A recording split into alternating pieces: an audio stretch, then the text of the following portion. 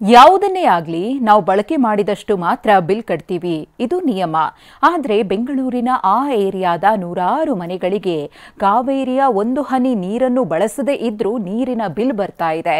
ಇದಕ್ಕೆ ನಿವಾಸಿಗಳು ಬಿಡಬ್ಲ್ಯೂಎಸ್ಎಸ್ಬಿ ವಿರುದ್ಧ ಕೆಂಡ ಕಾರ್ತಿದ್ದಾರೆ. 3 ವರ್ಷದಿಂದ ಬಾರದ ನೀರಿಗೆ ಬಿಲ್.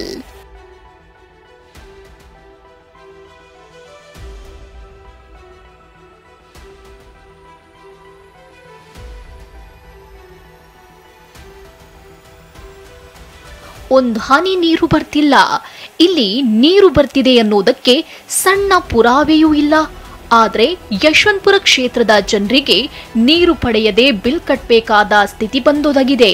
ಹೌದು, ಹೆಮ್ಮಿಗೆಪುರದ ಆದಿತ್ಯ ಲೇಔಟ್ನ ನೂರಾರು ಮನೆಗಳಿಗೆ 2022ರಲ್ಲಿ ಬಿಡಬ್ಲ್ಯೂಎಸ್ಎಸ್ಬಿ ಕಾವೇರಿ ನೀರು ಪೈಪ್ಲೈನ್ ಕನೆಕ್ಷನ್ ಕೊಟ್ಟಿತ್ತು.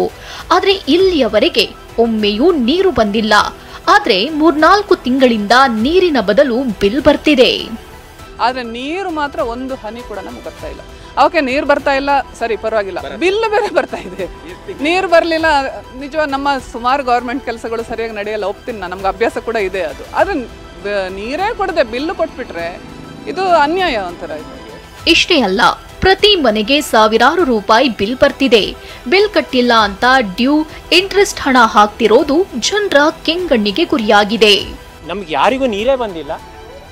ಸೀವೇಜು, ವಾಟರ್ ಚಾರ್ಜಸ್ ಮಿನಿಮಮ್ಮು ಅಂತ ಹೇಳ್ಬಿಟ್ಟು ಅದಕ್ಕೆ ಬಿಲ್ ಚಾರ್ಜ್ ಹಾಕಿದ್ದಾರೆ. ಆ ಬಿಲ್ ಮೇಲೆ ನಾವು ವಿದಿನ್ 1 ಮಂತ್ ಡ್ಯೂ ಡೇಟ್ ಒಳಗೆ ಕೊಟ್ಟಿಲ್ಲ ಅಂದ್ಬಿಟ್ಟು ಅದ್ರ ಮೇಲೆ ಇಂಟ್ರೆಸ್ಟ್ ಹಾಕಿದ್ದಾರೆ. ಟೋಟಲ್ ಬಿಲ್ ನೋಡಿದ್ರೆ ಗೊತ್ತಾಗುತ್ತೆ. ಇವತ್ತಿನ ತನಕ ನೀರು ಬಂದಿಲ್ಲ.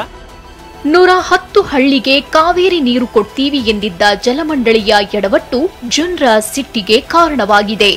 ಅದೇನೇ ಇರಲಿ, ಸಂಬಂಧಪಟ್ಟ ಅಧಿಕಾರಿಗಳು ಕೂಡಲೇ ಈ ಸಮಸ್ಯೆ ಬಗೆಹರಿಸಬೇಕಿದೆ. ಕಿರಣ್ ಸೂರ್ಯ, ಟಿವಿ9 ಬೆಂಗಳೂರು.